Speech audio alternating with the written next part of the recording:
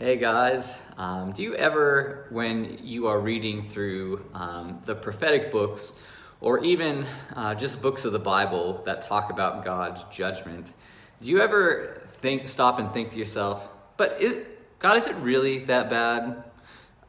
Does the punishment fit the crime? Really?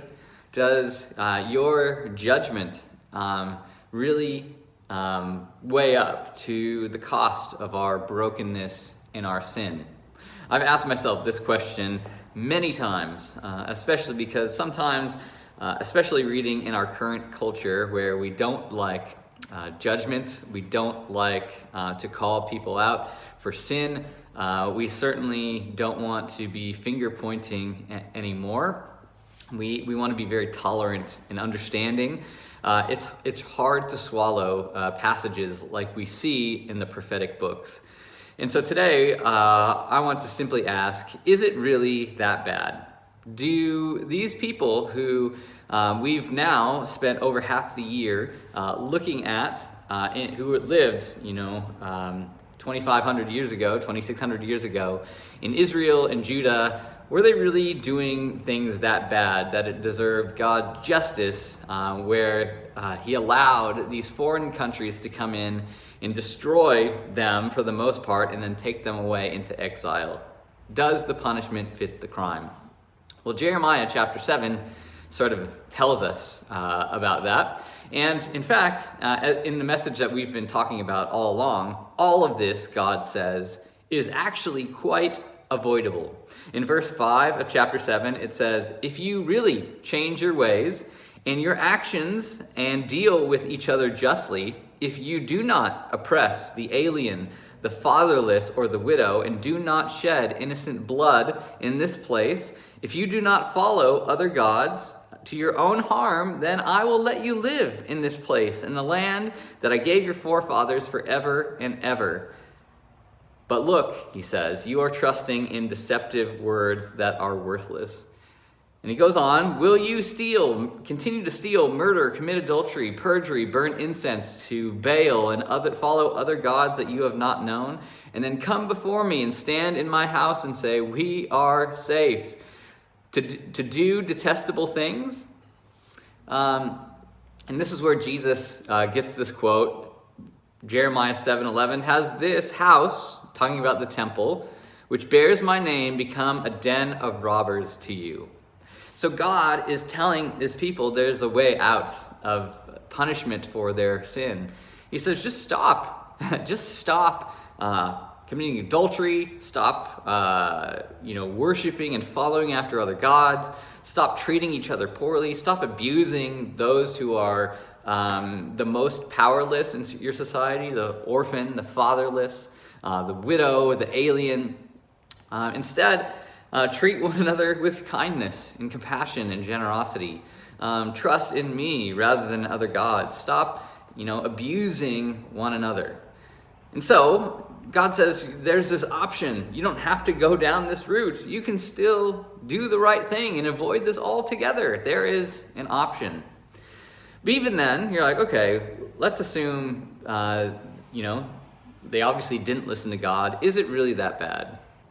People in our society steal, murder, commit adultery, lie. We ourselves violate, a lot of the Ten Commandments on a regular basis. We follow after other things, other gods, for our joy and meaning and satisfaction. We covet. We are jealous for what other people have. This is why we often renovate, because we look at our house and say, it's not as good as the house next door to us. I need to, make this fancier and nicer. It's we don't rest. We're often very busy. We do all these things that sort of, violate all of God's laws, and yet we don't find ourselves facing God's justice in exile. Is it really all that bad? Well, to answer this question, you have to understand that this is a people who have been doing all of these things regularly for a long period of time. So it's not like they're good people most of the time, And sometimes they're doing these things. This is a culture where this has become quite the norm, to steal and rape and abuse and destroy and oppress. And so this is a culture, not just, like there's a few bad eggs, but kind of everybody is playing their part, that it's become a whole culture, a whole society of people who are disobeying God and cheating each other and stealing from one another and oppressing one another. It's not a good place to live. Think of the most sort of corrupt countries that you can think of, where poverty is running rampant, and the rich are getting richer, the poor are getting poorer, and there's just abuse and cheating and tyranny and all kinds of things, and this is what's happening there. But the story goes on. If you read in Jeremiah chapter 7, we get a reference to something that Jesus talks about quite a few times, and that is this place called Ben Hinnom.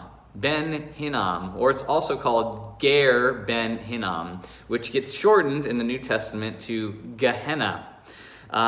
Ben Hinnom, Gar Ben Hinnom, means the valley of the son of Hinnom, or the valley of Hinnom.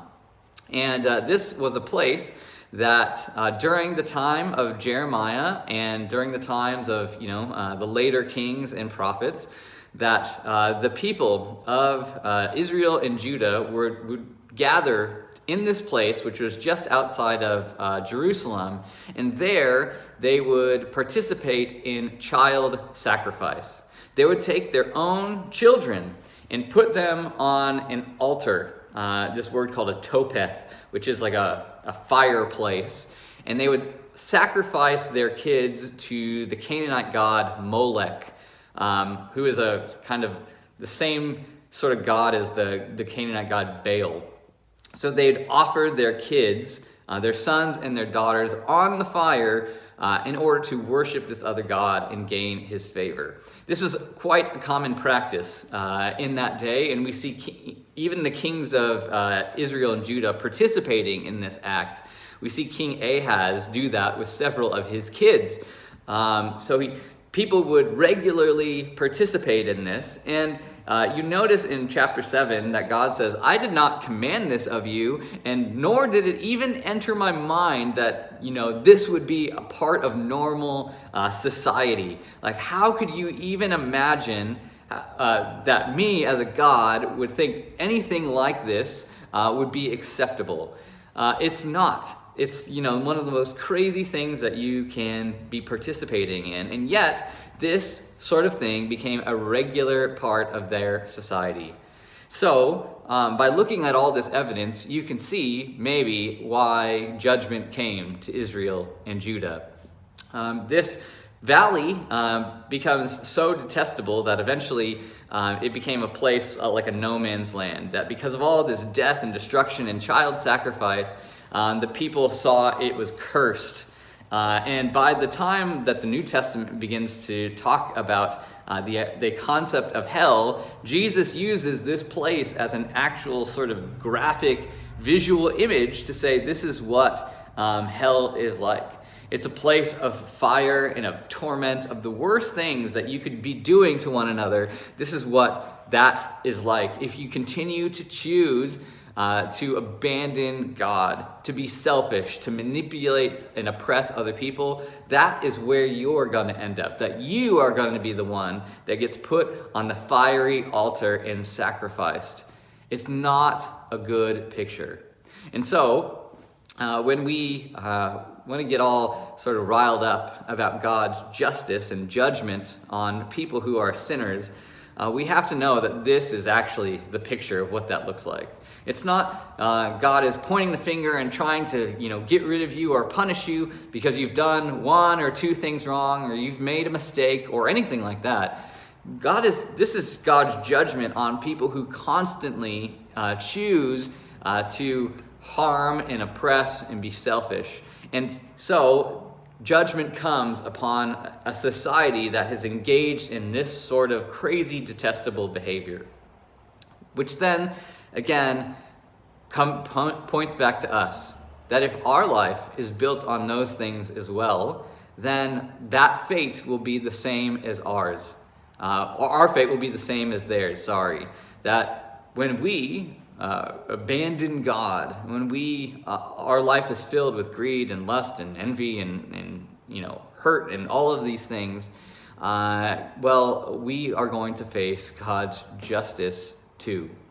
And so the invitation is there that we can abandon all of those selfish desires and harmful desires and instead trust in God and treat people with kindness and generosity in real and tangible ways, and that fate can be avoided. And the ultimate way that we see this is by putting our trust in Jesus, by following him, by taking his yoke upon us, that we deny ourselves and act like he is calling us to act. And through him, and through us following him, we will escape God's judgment and instead experience his mercy and forgiveness.